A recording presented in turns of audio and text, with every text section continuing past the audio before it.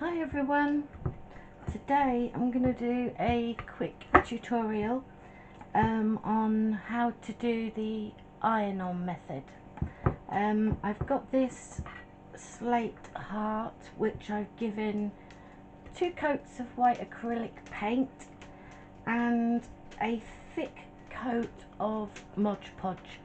I have tried this with cheap PVA glue and it didn't work, so I stick to the Mod Podge for this. So I've got my base and I've got my napkin, and I've taken the 2 layers off the back.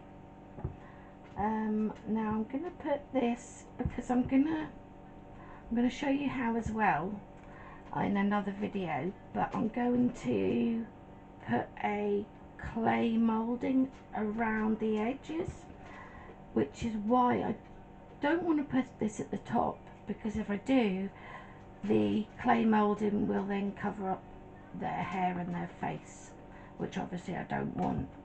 So I'm gonna put this sort of roughly judging where the clay will go. I'm not bothered if it covers up that bit.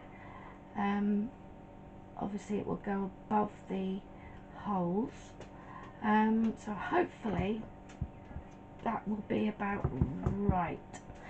Now you cover the top with greaseproof paper, and I've got my iron and it's set just onto number 1. You probably can't see that.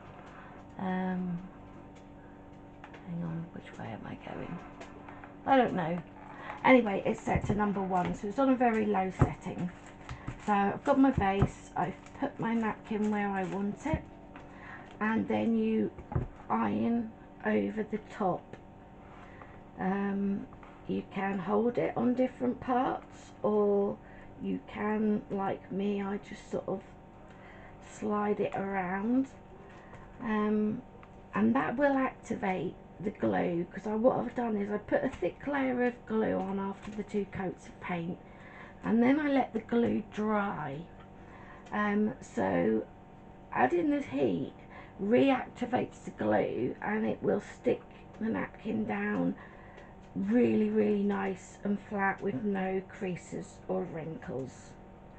That's the point of doing the iron on. It's so quick and easy, and you get really good results.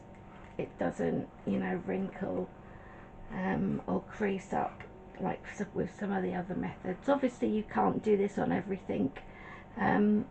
If you've, say for instance, got a jar that's, I don't know, got I don't know what you call them, like ripples all the way round, for instance, dimples, you couldn't do that on the iron-on method with that, obviously. But I mean, most flat things you can do. People have done bottles, we're having your iron upright instead of down. So yeah, I use this method on most flat things because I find it gives the best results. Obviously you can't use this on the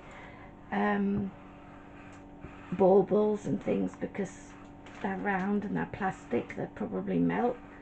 But anything slate or wood, glass, I've even used it on glass, so anything like that. So you give it a good iron, and then you take off your greaseproof paper, and that should be stuck. Now it's still quite hot at the minute. It's very hot actually.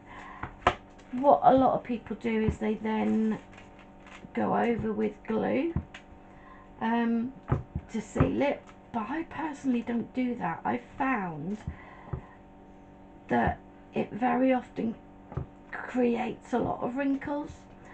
So what I do is I get the polyvine, the one with the shells on, and I get the dead flat one, so you don't get any shine or anything with it, and I paint over with that over the top of this, and that seems to seal it really nicely. And you see, I seem to get less creases, because once you wet this, it's then gonna do the wrinkle and crease thing even though you've ironed it.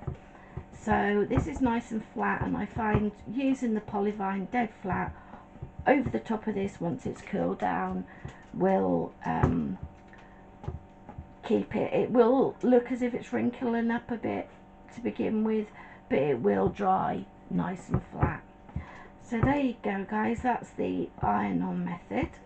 And I'm going to be showing you in another video this same one that I've started doing with the moulding, because a lot of you wanted to see how I did the moulds.